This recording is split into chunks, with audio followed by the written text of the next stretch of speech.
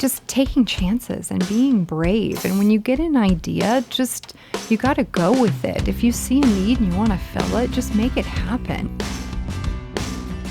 This is A New Angle, and I'm your host, Justin Angle, marketing professor at the University of Montana. This podcast is my chance to speak with cool people doing awesome things in and around the great state of Montana. We are proudly underwritten by First Security Bank and Blackfoot Communications. Hey folks, welcome back and thanks for tuning in. Today we bring you number 8 in the Sea Change series, my conversation with Nichole Heyer. Nichole is the Homeless Education Liaison for Kalispell Public Schools in the Evergreen School District. She's also a graduate of the University of Montana Masters of Social Work program and recently won a major national award. Nichole was honored as the Homeless Education Liaison of the Year by the National Association for the Education of Homeless Children and Youth. Yeah, that's a bit of a mouthful, but it's a huge deal. In this conversation, we talk about Nichole's path to this type of work, the reality of homelessness in rural communities, a reality counter to many common stereotypes, and the ways in which homelessness affects women differently, especially moms. So here we go, Nichole Heyer, right now. Okay, so we're here today with Nichole Heyer. Nichole, thanks for coming on the podcast. It's my pleasure. All the way down from the Flathead. All the way down. What a lovely drive. Did you make a special trip just for the podcast? I sure did. Oh my gosh, wow. And we certainly appreciate that. So Nichole, this episode is part of our Sea Change series, and I am just super interested to learn all about your important work up in the Kalispell and Evergreen School District. Is that right? That's true. And you are, I don't know the job title, is it Homelessness Liaison in the schools? Yes, I'm the Homeless Education Liaison for 2 school districts. Mm-hmm. And when I hear that job, it makes me happy and sad at the same time. It makes me sad that we need to have somebody in a job like that, but it also makes me happy that schools are creating those jobs. How long has that position been around? So back in the 80s, really, it was identified that, something that we're always doing in education, right, is identifying a demographic that has a slightly different set of challenges to meet graduation standards. So we identify that group and try to put supports in place for better outcomes. So this was at the federal level. The McKinney-Vento law was passed, and underneath it, subsection pertains to students at the elementary and secondary level specifically. Okay. So every school district in America appoints a homeless education liaison.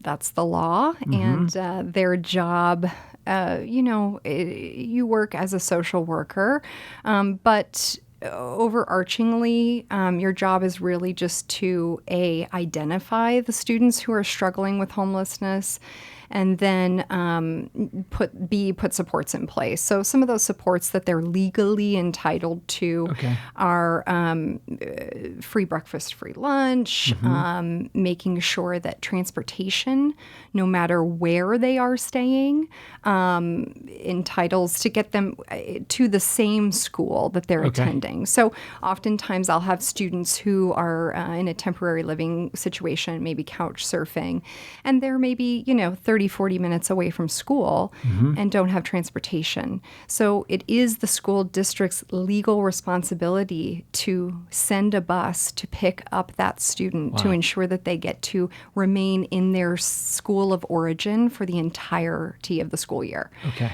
There are a couple other provisions that directly deal with education itself and some rights as far as the way that the school can provide instruction and then add additional supports to that.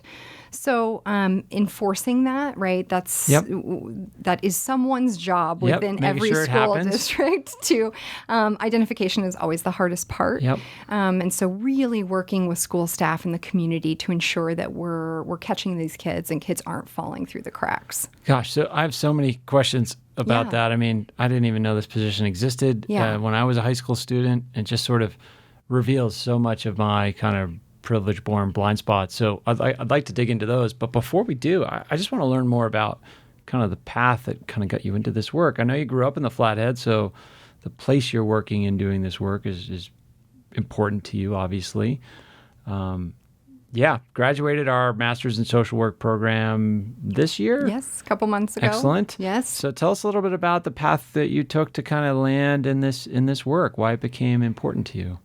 So I'm a third generation Montanan. Okay. Very proud of that. Very proud. And All up in the Flathead? Yes, this is true. So I've got some deep roots. Yeah. And so born in the Flathead, to sum up my experience, I would say that even right now, as we're talking, a disclaimer, I have an ACEs score of 7. So that kind Tell me what that is. So the ACEs assessment looks at childhood trauma. And so your score ranges anywhere from 0 to 10.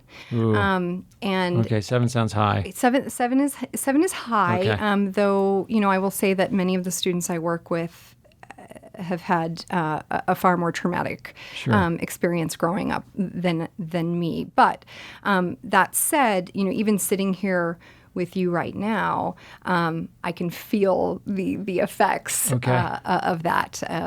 Cortisol pumping through my system, and a little short of breath, and just trying to remain grounded. So if I get off track, steer me back. No, that's totally fair. Turns out through my educational journey, school was very difficult for me. I ended up dropping out of high school at the age of 16 and living on my own. Wow. And working full time.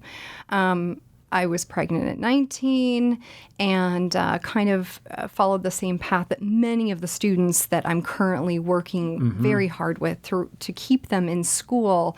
I never found that connection within my school community in order to really push me and encourage me or empower me to continue on. So my path was definitely non-traditional. I received my GED, and I worked as a single mother throughout my early and mid-20s, as a bartender, waiting tables, surviving in poverty, and trying to raise my son. So, and did you have a place to call home during this time? There were times growing up that I definitely had to lean on support systems. And, I'll say this is just a good overarching statement. Doing the work I do as a social worker, working with students and families experiencing homelessness, not one day of the work I do has been anywhere near as difficult as trying to navigate living a life in poverty. Yeah. So, in comparison, the work I do is truly a privilege. And when I even, some of the families I work with, I went to high school with some of these women and who now are single moms and on their own and trying to raise their kids in the best way that they can so that their children can truly experience a happy, healthy, as well-adjusted as possible childhood. So, it wasn't until my mid-20s that I was living in Minneapolis, and my son was about to enter kindergarten, and there is a process there for kindergarten enrollment that looks like the student comes in, everyone gets assessed. And as I was sitting across from this stranger who was assessing my 5-year-old for kindergarten, she and my poor son, the focus shifted from him and to me. And she thought that there was probably a really good chance that I was dyslexic. Oh. So, and this was news to you. This was complete news to me. I never understood why school was so hard. And, I was always a bright young woman. And, but I just, the link between studying. Right. Translating that to academic performance is something different. Yeah. Absolutely. hugely helpful. I wish I knew where that woman was, because I would just give her a big hug and a thank you card, because it truly changed the trajectory of my life. So I ended up moving home, and I decided, after seeing for about 6 months a speech language pathologist and kind of gaining tools in order to be able to sharpen my skills, I want to say working with my dyslexia, I felt like I was ready to earn a degree and go to school, and working the jobs that I was working, it's very difficult for a single mom with a young son to be able to successfully navigate that. So I moved home and depended on my parents to help with my son. And I ended up attending 2 years at the community college up in the Flathead. Yep. And then went on and did 2 more years there for a distance learning program for my elementary education degree. At the time, it was either my 2 options for a 4-year degree were either in education or being a nurse. Blood is terrifying. Though that's kind of a problem for nursing, I suppose. Though one can argue that there's a fair amount of bodily fluids working in an elementary school. Stipulated. So, I finished my course there and student taught at the middle school, 7th grade science, and realized that I just wasn't a good fit for the classroom. I naturally gravitated to the students who were struggling. Well, that makes sense. Yeah, right. You identify with them and you want to help them. And yes. I mean, I hope I don't offend anyone, but, beautiful blonde-haired, blue-eyed Heather in the front row who gets straight A's, probably could have taught the class darn near as well as I could have. So I just was so drawn to putting all of my time and energy, in with the students that didn't quite fit the mold. Sure. My school district, I was lucky enough that my school district recognized that in me, and this job as the Homeless Ed Liaison became available in mid-school year, so I took it.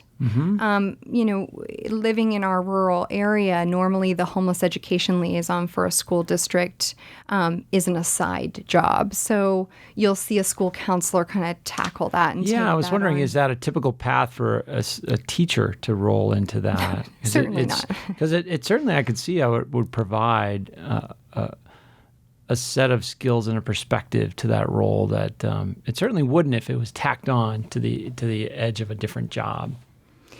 Absolutely, no doubt. Yeah.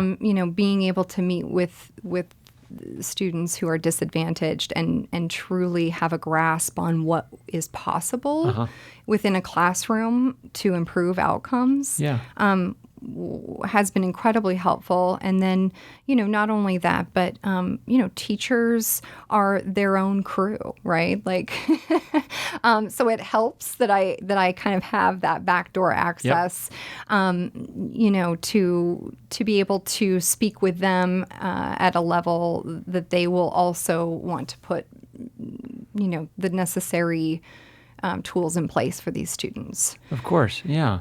And so thinking about this, I mean, let's kind of pull the lens back. I mean, I do want to talk about your experience here as a student in the Masters of Social Work program. But before we do that, let's just talk a little bit about the problem of homelessness. I think it's portrayed often in our media and pop culture as a problem of urban centers. And it is definitely a problem in our urban centers, but it's a problem elsewhere as well. It's a problem here in Montana. It's a problem in our rural communities. How would you describe the challenge of homelessness in your community?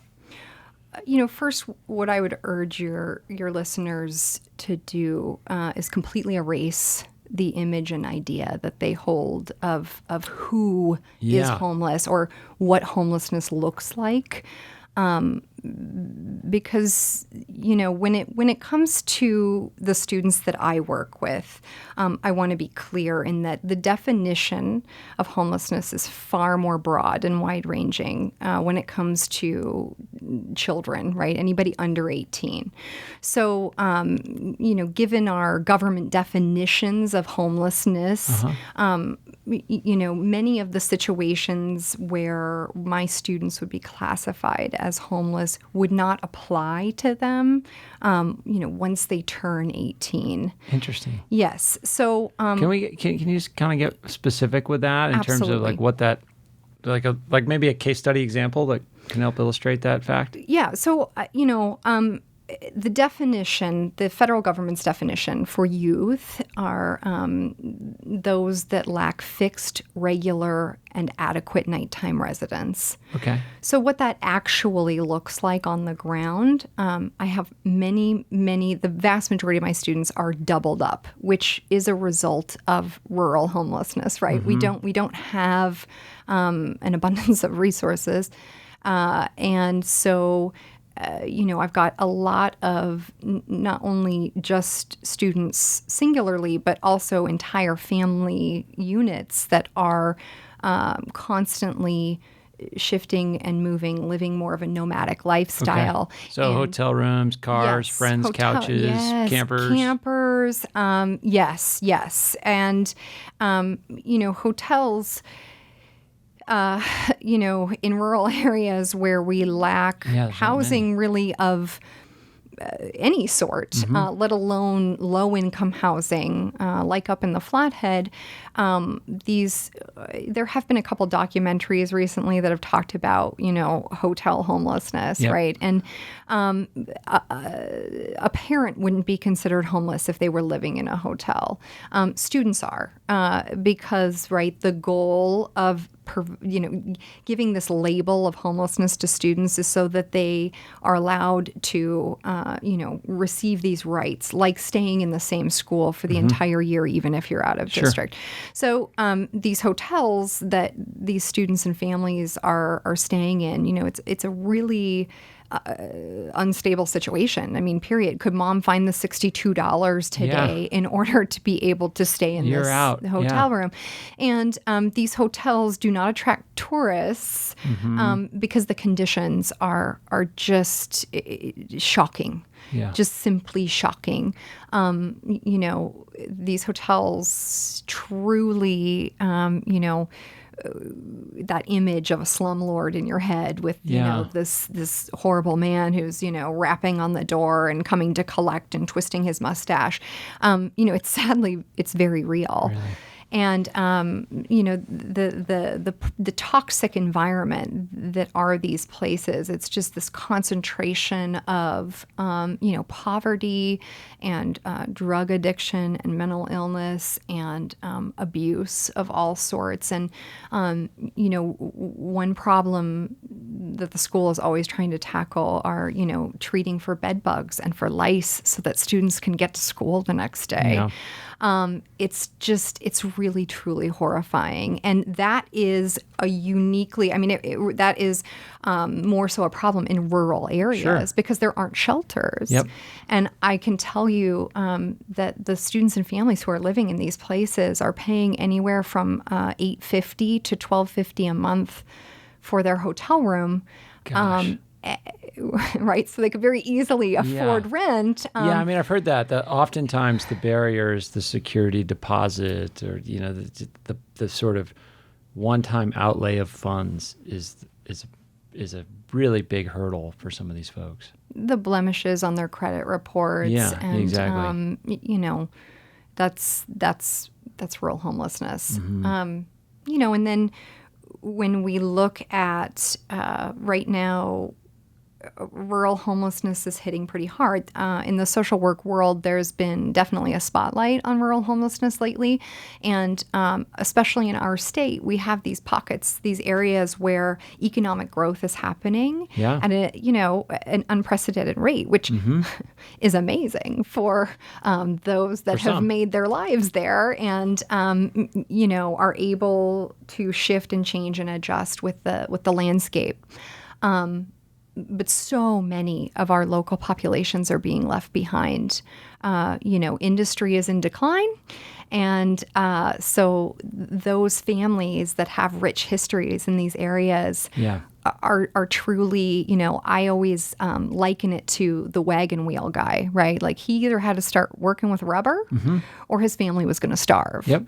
And, that's the piece that education plays in the growth and the future. Yeah. So speaking of education, so you transition into this homelessness liaison role, and at some point as you're sort of digging into this problem, you decide to go back and get some further education, master's in social work here at the University of Montana. What kind of prompted that choice, and you talk a little bit about your experience here as a student? Yeah, so I'm going to go back. I'll back up a little further than that, but so I started doing this work, and not knowing what to really do. Right, I was given. Yeah, exactly. I was given a lot of freedom Probably within my district. Manual. This is what you do. No, and there, again, there's only one in every school district. Yeah. So you don't have like a team of peers to commiserate with. No, there wasn't really a training process. Yeah. So I was handed this law. Printed out on paper. Really? An actual piece of legislation? A piece of legislation was handed to me, printed out on paper, and I used a highlighter. And my school district said, we need to be in compliance. Oh, gosh. So make this happen. That's such a fraught sort of setup for success on the job. Like, here's this law. Go get us in compliance. It has out. Nothing to, that's so disconnected from the challenge and the need that you're trying to address. Yes. Just make sure we check this box. And hopefully I'm not trying to present, your school district as that callous. No. But I can see how those things would be set up that way. Yeah. And to be completely honest with you, the funding, of course, always an issue. Oh, yeah. So I was a 20-hour week employee. Yep. And trying to learn all of these societal systems. Sure. That play into homelessness, which is, a rabbit hole I'm still figuring out as I go. So I started working with these students, and there not being someone who really could train me. Yep. I got to pave my own path, which really cool, and the results speak for themselves. So I started working with these students and realizing the real issue that our education system is experiencing when working with some of these demographics of students are simply that we weren't prepared. We aren't prepared. This is what I'm seeing and experiencing. And again, during the course of this conversation, I just kind of want to give a disclaimer that I'm going to speak in generalities here. So, everyone's experience is different, and I want to honor that. But overall, our schools are not, we're having to do more on less, right? So in order to even be able to educate a student sitting in your classroom, which I found too difficult to continue teaching, in order to even allow that brain to be primed, right? The basic needs have to be met. Right.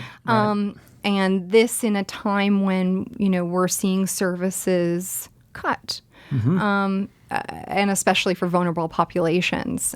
So, those under 18 and our elderly, we kind of see these programs kind of chipping away and this social safety net, tightening up. So, school districts aren't prepared for this. And, meeting these needs that, we weren't on the hook for before.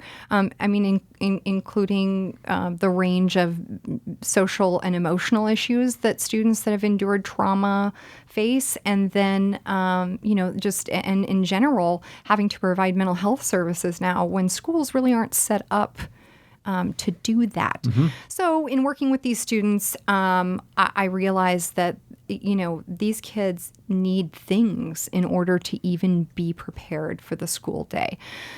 So an idea that was really started by one of the high schools in my district some years back was to to build a little clothing closet. Okay. So that students felt comfortable in coming in and getting what they needed. We sold it as a recycling program. And very grassroots, in the newsletters that were sent home at the elementary school level, we just kind of put a little blurb down at the bottom that said, hey, when your kids grow out of their extra clothes, stuff, yeah. we need it. We need it. Clean out your closet. Bring it to Sure. the school. We're going to give it to kids who can use it. And it just, it grew and grew. It was a lot of work. I don't want to give the impression that it wasn't. Yeah, it doesn't happen overnight. It doesn't obviously. happen. No, but really well received. Yeah, how was the community in terms of receptiveness to that?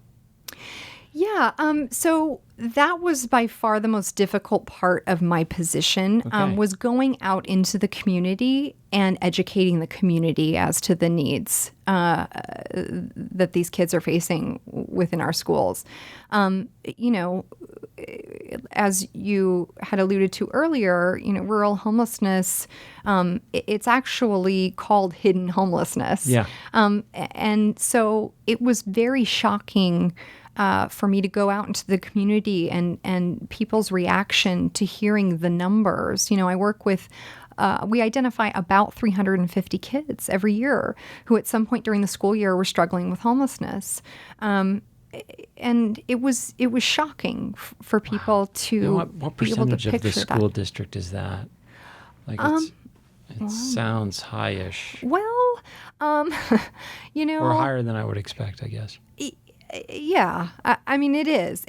But, when you look at the statistics on poverty, right, there is a pretty direct correlation there.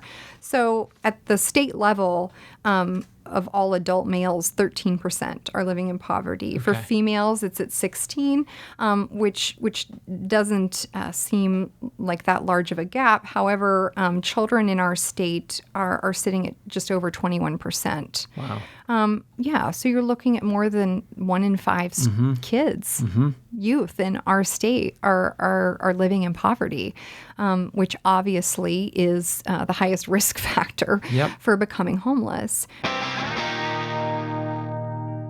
A New Angle is underwritten by First Security Bank and Blackfoot Communications, two cool companies doing awesome things all over Montana. Hi, this is Joe Anderson. I am the CEO of Reflex Protect, and you're listening to A New Angle. And then I also wanted to mention to honor our neighbors here, our Native American population overall it sits at about 35%. Yeah, much higher rates right, there. Right. And probably, presumably less robust infrastructure for services and so forth. Yes. And I think that there's also a gap, I know, in my area of people understanding that fully. Yeah, absolutely. So a bit of a challenge getting the message out in the community, getting people to understand your mission yes. and why it's important to a healthy community. That said, the organization grew quickly, right? Sure. So we ended up filling more needs. Now the high schools have markets in them, which act as essentially little miniature food banks for students to be able to swing in on their way to the bus, on their way out the door, to be able to grab something to eat for in the evenings. And then, now the Heart program has really expanded and we're doing really unique things in the community. And I will tell you that, this organization has been around now for about 6 years, and the growth has been unreal amazing. And I think that we will see school districts, I hope that we'll see school districts, this little organization has essentially morphed into now like a little community center. Where students and their families can come in and access resources. I have made amazing connections with the limited resources that we do have in the Flathead in order to be able to support these kids and families. And some unintended consequences of starting, a little organization like this within a school district are that the staff now is very sensitive and receptive to the idea of supporting these students and really empowering them and lifting them up.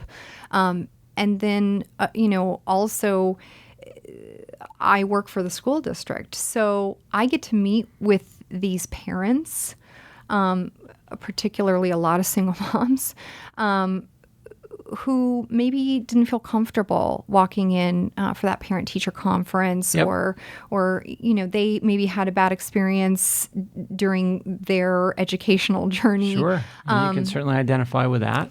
Absolutely. And oftentimes the look is a little alternative, and they aren't well received. Maybe when they walk into a school building, or maybe they feel like they're not well received.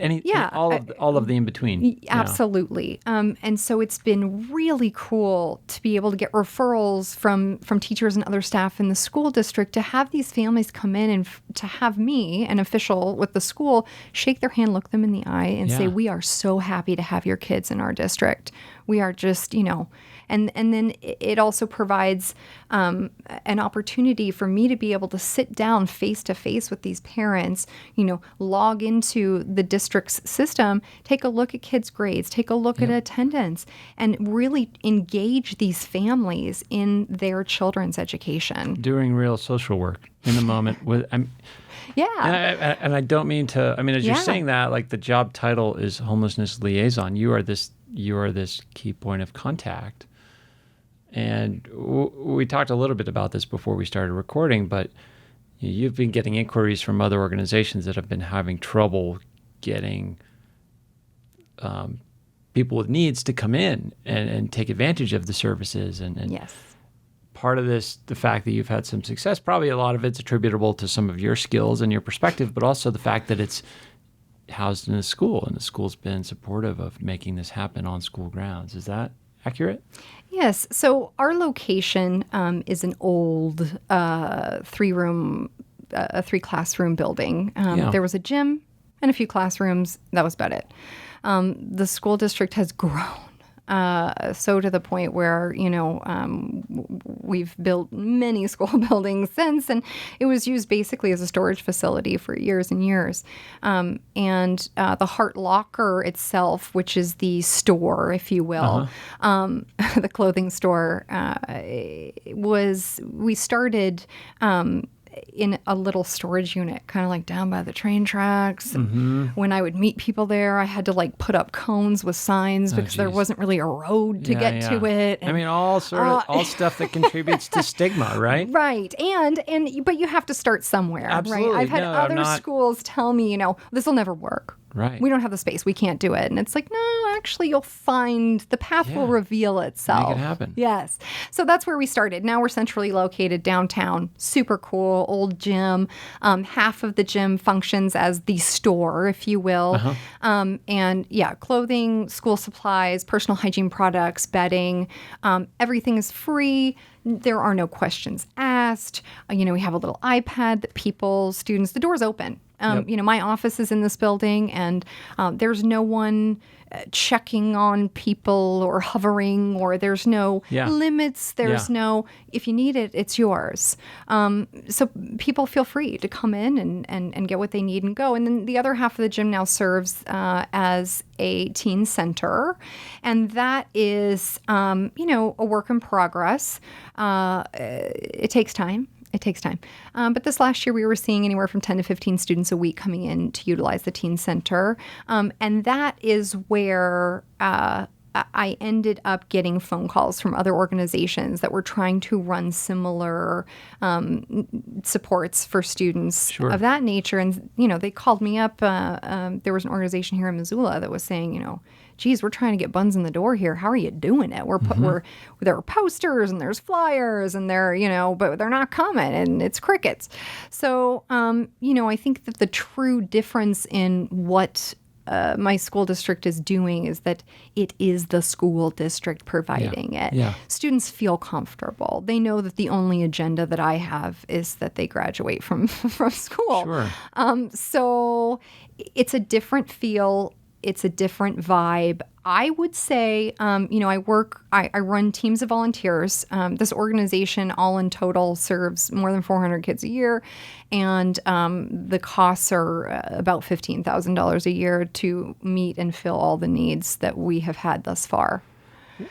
What's the kind of impact on the overall culture of the school? I'm thinking for the kids that maybe come from a place of more privilege, or perhaps have a blind spot to the homelessness issue. And do you have a sense for that? Is that part of the success of the program, or how does that relate? Absolutely. So, to integrate a program like this within a school, it takes time.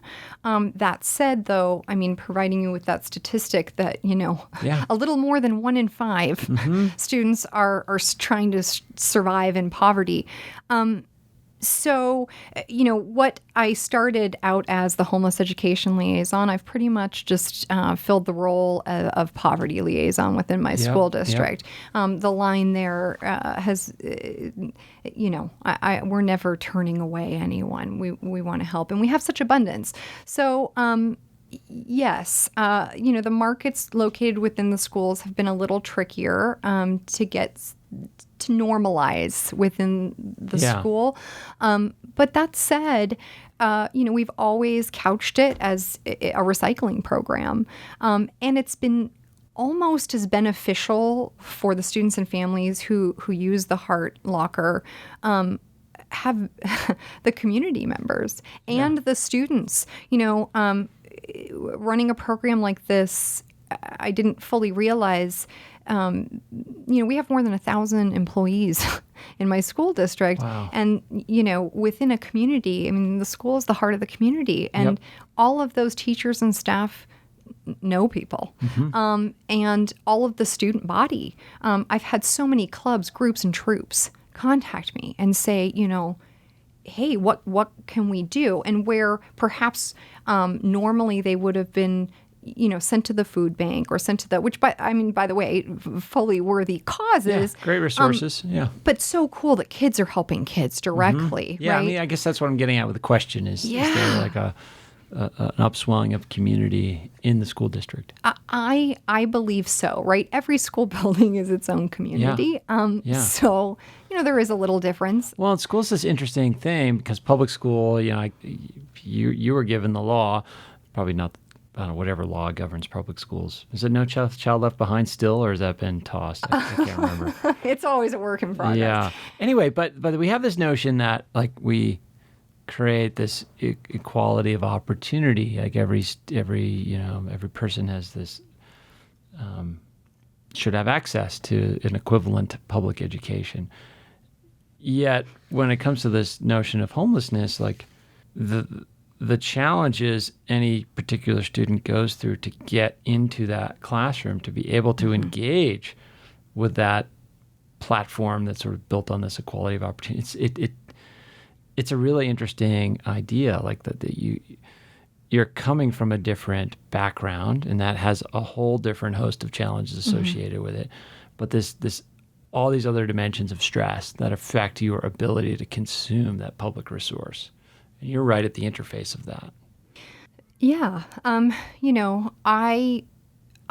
feel very honored that I get to hear and accompany these kids I through their educational journey, right? I get to meet with students one-on-one.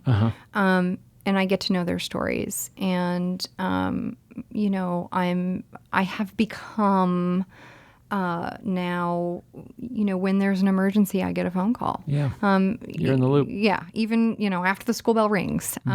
So. Yeah. In this 20-hour-a-week job, right? You're available 24/7. Yeah. Well,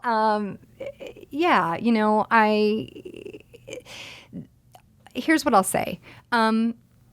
I try to explain to teachers and other staff, that I really, really want them to imagine what it would be like to sleep in their car and come to school in the morning, what is your job performance going to be like? Totally. Are you going to have a short fuse?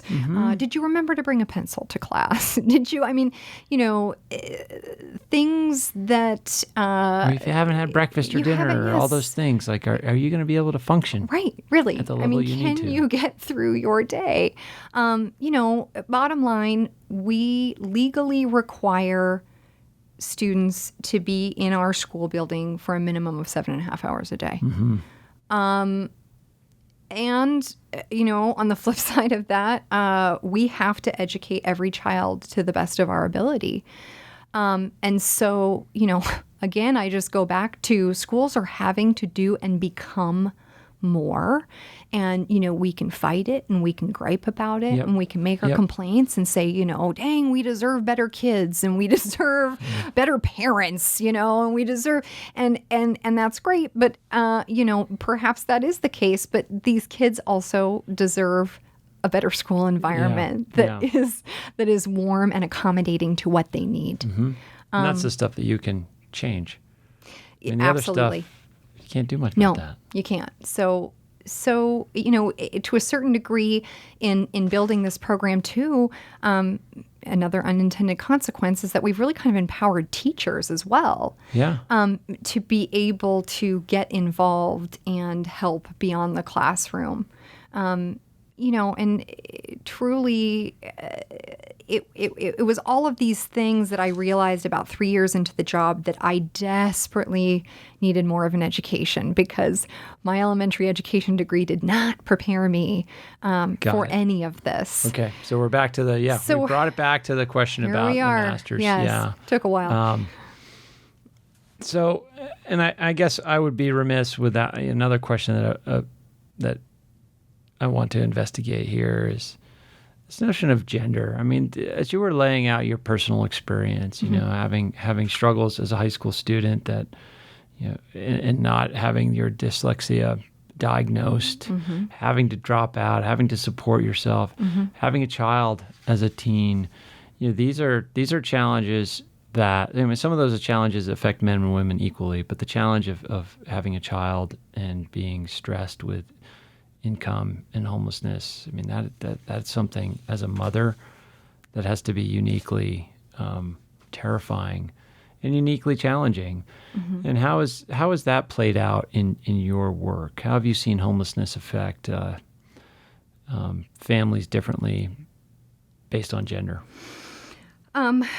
So I have a statistic here that in 2017, 41% of children from a home where single mom, head of the household, 41% live at or below the poverty line. 41, is that a Montana statistic? No, that's nationally. 41%. Yes.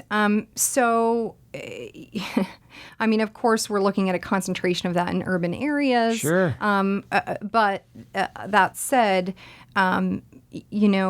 women face a unique challenge in raising the children that they birth. Yeah.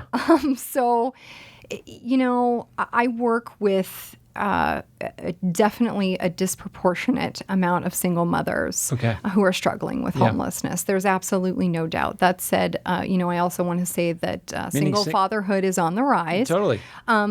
However, the challenges that you face as a single mother, I think particularly here in Montana, we are known for our rugged individualism, and you're supposed to, pick yourself up. Do it yourself. Pull out those bootstraps and get going. It's incredibly difficult with the lack of services and the ability to be able to feel successful in caring for your children living in poverty. Yeah. I often think to myself when I'm working with these women, they are such a motivation for me. Again, my day is significantly less complicated than trying to care, for a few kids on my own. Yeah. There isn't one part of your life that isn't affected when you're a mother, I mean, that changes who you are and your place in this world, the way you walk in the world, and your level of responsibility to, it's you're something bigger than yourself. Yeah, and you can't turn it off. No, and what's truly, this is, I deal in a lot of really difficult situations, but here's what I know. Every single one of the families that I work with, especially single moms, they want better for their kids than they have and had. And so no matter how big the divide may seem, when I'm off work hours, I'm here to testify that these moms are trying to do the best they can. And sometimes the tools just elude them, given their life circumstances. Sure. So, I just, I'm having trouble finding the words right now because these stories and these faces are just running through my mind. And, they say that, God doesn't give you more than you can handle. Well, I'm here to tell you that these women and their stories that I've gotten the honor of sitting down and bearing witness to, I couldn't handle it. Yeah. I couldn't handle it. Wow. It just, the level of trauma and abuse and struggle and just utter despair in so many pieces and parts of their life journey. Again, I think I might quit. But nonetheless, they get up every day and they make sure their kids are going to school and, Sure. undereducated, no doubt. So, I've got moms that are working fast food at the drive-thru and they can only work during school hours because there simply is not childcare. They say that we're lacking about 700 child care spots up in the Flathead Valley. Wow. For what we could absorb.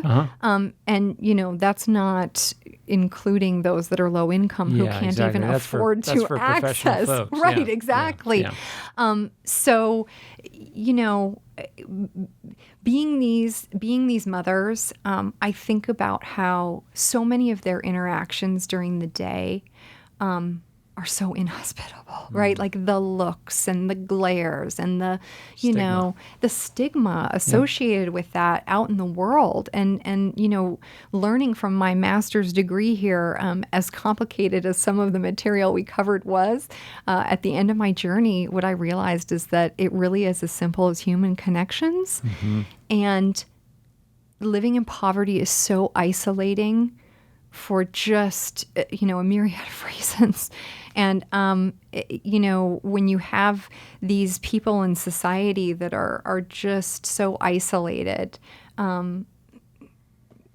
these are kids and we got to love them and raise them as our own. It's our community. And so as you're outlining these just really difficult challenges, what gives you hope that you're moving the needle, that you're making progress? I mean, this problem that you're laying out there, it sounds a little akin to that mountains beyond mountains problem, but you are making progress. And how do you kind of conceptualize that and think about that in the framework of your work? Well, so the good news is school districts collect a lot of data on students.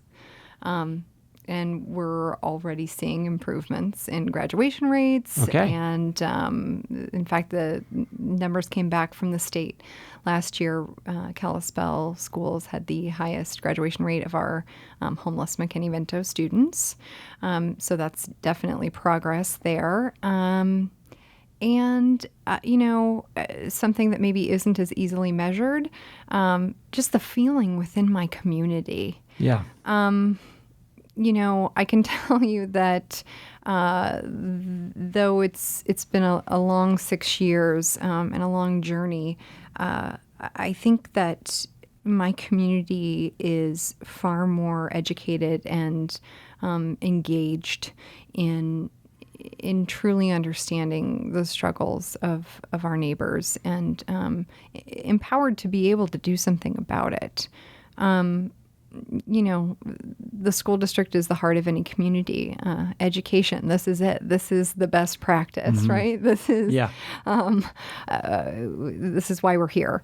I think that we're learning how to shift and change and adjust to the student body and their needs. And, I think that at every level, we're seeing that. And beyond the sort of the changes in the community that you're citing, you've also received some personal recognition on a national level for the great work you're doing. Can you talk a little bit about that award? Yes. So NAEYC, which is the National Association for the Education of Homeless Children and Youth. It's a mouthful. That is. That's a long one. NAEYC.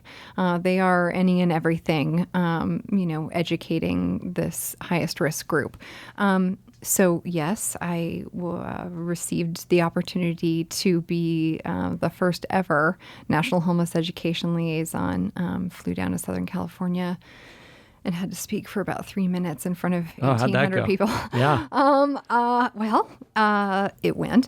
And I will be presenting actually at the conference in D.C. this year. Awesome. As the outgoing liaison of the year. So, it's pretty cool that here in the state of Montana, in such a rural little pocket, we have uncovered something unique and a way for the school districts to truly engage with their community. Yep. Kind of before this program, I run teams of volunteers. But over the course of a year, thousands of community members are involved in some degree in what we're doing. And, before this, school districts are kind of known to work in a vacuum. And if you wanted to donate your time to your local school district, it was really kind of, well, do you want to help coach? Do you want to read to kindergartners? And this is kind of that next level of bridge building. And, I think that the students themselves see the effort and the works within the community, and it makes them feel like, members, like they belong, and they do. The health of our community depends on them too. Sure. In looking at the Sea Change initiative, in preparing for today, I sat down and I thought to myself, what is it really that the university could do in the aspect of the work that I'm doing?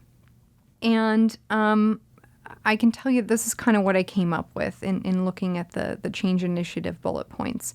New collaborations with local school districts I think would be incredibly helpful. And then also, and I don't know, perhaps this is not as realistic as I would hope, but I think that having the opportunity to come here and participate in the Masters of Social Work program, so much of what we cover is community engagement and social responsibility, and that we come out of this university as educated string pullers.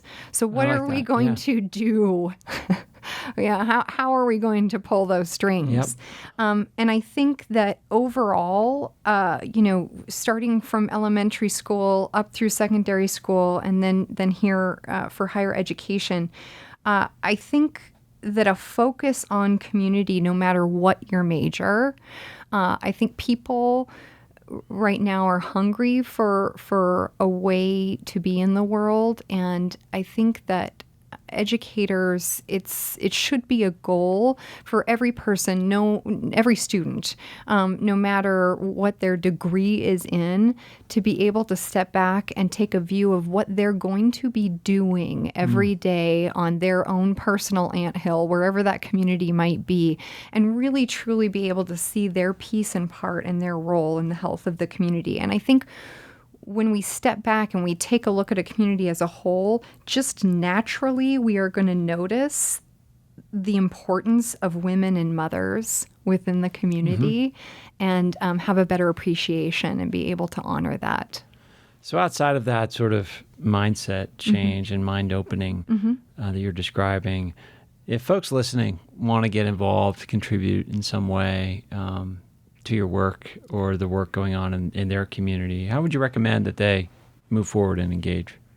Just taking chances and being brave. And when you get an idea, you got to go with it. If you see a need and you want to fill it, just make it happen. Along the way, I need to paint the picture that my school district and my community has been unbelievably responsive and supportive of this new idea of a way to, support students within our schools. But that said, at the beginning there was definitely some pushback. Of course. And people who, well, this will never work, and how could we do that? And staffing, and this list of challenges that I was going to face, and stepping out of the status quo sometimes is met with resistance. Yeah. Maybe more often than not.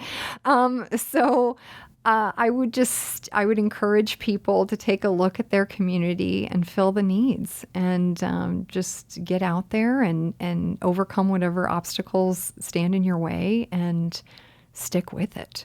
Awesome. Well, that feels like a great way to bring this conversation to a close. Nichole, thank you so much for sharing your story and your wisdom and your experience with us. And more importantly, thank you for the important work that you're doing. It was really inspiring to learn more about it, and keep doing it. Yes, thank you. Okay, hope you enjoyed that one and learned as much as I did. Check out www.umt.edu/C-change to learn more about what's happening with C Change. All right, coming up next week, we have Lori Francis, Executive Director of Partnership Health Center. Learn all about that critical organization next week. Thanks for listening to A New Angle. We really appreciate it. And we're coming to you from Studio 49, a gift from University of Montana alums Michelle and Lauren Hansen. And remember that A New Angle is supported by CED, Consolidated Electrical Distributors. These guys pretty much sell anything electrical you would ever need, but they also hire a ton of our students. If you want to learn more about jobs at CED, visit cedcareers.com. Before we go, I want to thank some important peeps: executive producer Stefan Borsum and interns Aspen Runkle and Max Gibson. Huge thanks to VTO, Jeff Ament, and John Wicks for the tunes. And finally, props to Jeff Meese, our master of all things sound. Finally, if you have any questions, suggestions, comments, insults, whatever, please email me at anewangle@umontana.edu. Help us spread the word, and be sure to use the hashtag #anewangle when you do. Thanks a lot, and see you next time.